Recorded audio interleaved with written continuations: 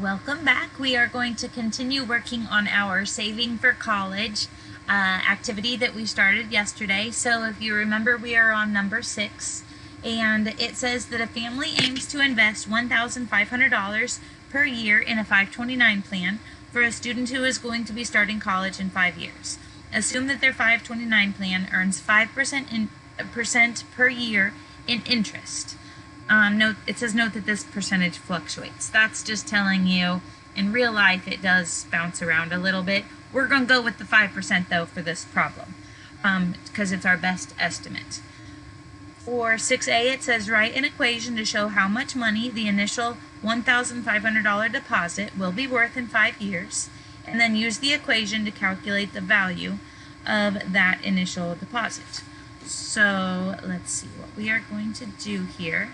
And go over to decimal so you can see me calculate it. Is how much money are we starting with? Oh, actually, you know what? I'm going to do it this way first. The equation we're going to use here is that our output, our y value, is going to be, we're going to take the initial amount and multiply it by 1 plus our rate. And we're going to use the time as an exponent here. So it's going to be y equals 1,500. Now, what's the rate that they said this plan gets? What percentage did it mention? It said 5%. Okay, so think about what the decimal form of that is. Move the decimal over 2 places. So 0.05 is what you want. So in this parentheses, I'm going to put a 1.05. That's going to have our money grow 5% a year. And how many years does it say that we have to have this money sit? Look in 6a. Yep, it says 5 years. So that's going to be our time. So I'm going to put that up there. So you go ahead and calculate that, see how much it comes out to.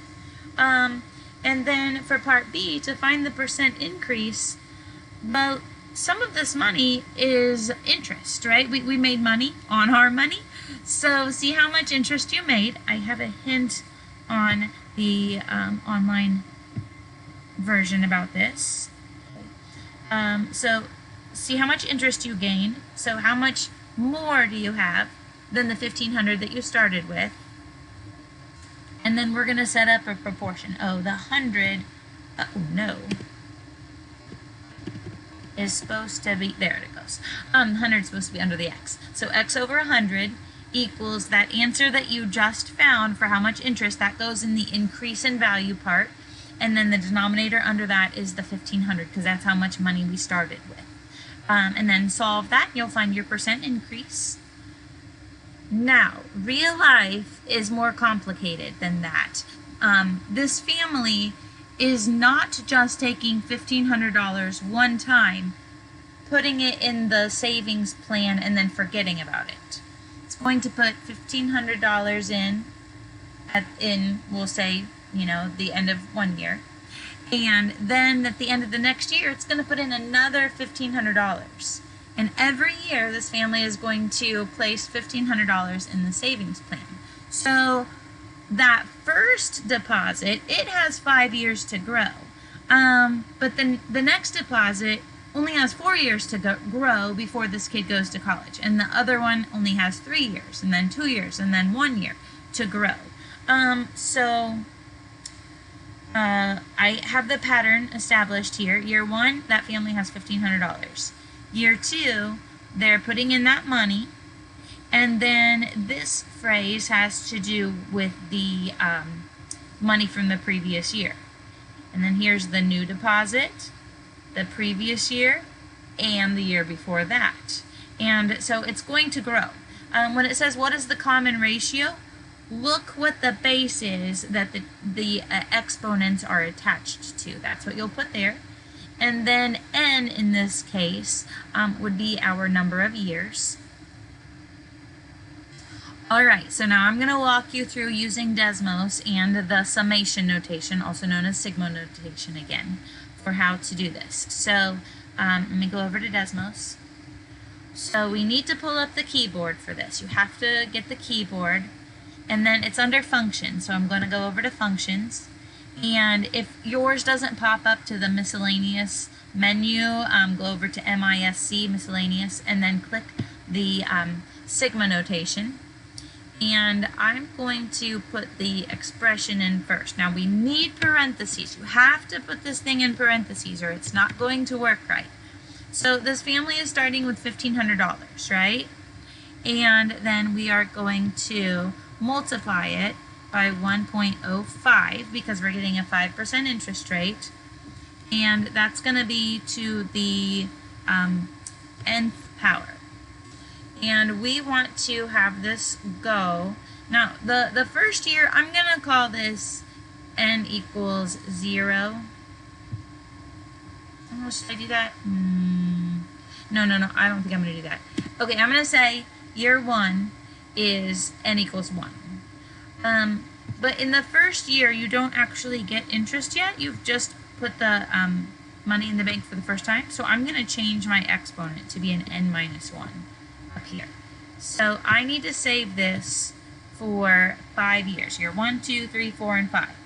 And if you look, Desmos has calculated that means this family would have $8,288.45 saved up. So that is 6D. Let's see. Number 7 you'll be able to answer. On number 8, you want to see what would happen if we had 6% instead of 5%. So see this 1.05 right here? Change that to a 6. Before you do it, will it give you more money or less money? And do you think it'll be a lot more or a little more? So see what you think, change it, see what happens. Also in question 8, it says, well, what if we do that for 10 years instead of saving for just 5 years? Well, this number that's on top of the sigma, the one that I, oh no. Okay, the one that my arrow is, or my cursor, I can't highlight it for some reason. Change that to a 10, and that will give you 10 years of savings instead of only 5 years of savings. And that should make a big difference if you save for 10 years. And then in question number 9, it says about how much money will this family need to put in for the 4 years of high school. Okay, so this is saying you're only going to start saving when your kid is in high school. So like if I started saving this year for Evan, so that means that's only 4 years away. So I'm going to make my upper bound a 4 on there. How much would we have to save each of the 4 years in order to cover the amount of total savings in question number 8? So we're going to play with this and see how much money you'd have to save. So I'm going to play with this by changing my savings dollar amount. So far we've looked at saving $1,500 a year, but what if we saved like $3,000 a year, $4,000 a year, or something like that? Change that number and see if you can get the same amount of money that you earned in question 8. So I think that is enough hints for you. We are not going to do the challenge on the back today, so do not worry about that. And remember that Jesus loves you, and so do I, so do your math.